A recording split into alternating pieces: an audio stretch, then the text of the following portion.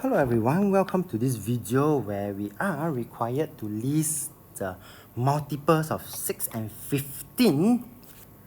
Thereafter, we would want to see what is the lowest common multiple. Okay, and let's just have a quick look. 6, probably 6. Next multiple is 12.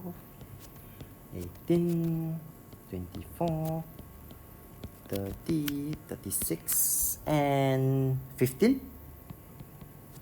We'll have the next one will be 30, 45. And what is the lowest of all the common multiple?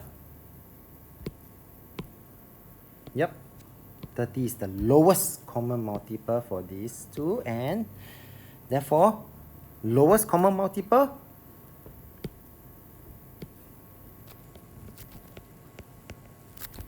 will be equals to 30.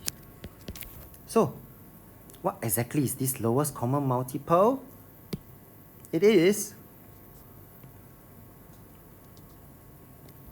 a whole number where it is the smallest common multiple.